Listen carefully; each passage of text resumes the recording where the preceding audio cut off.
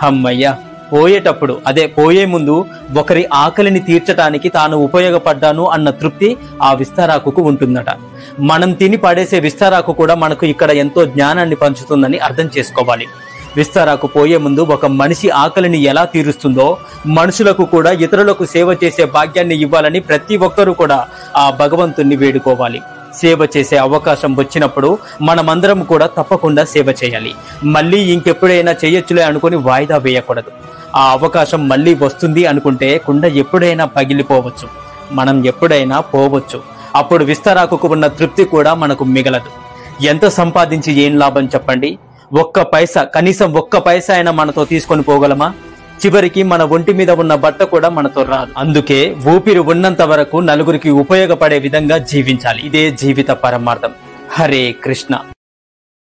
Download ShareChat.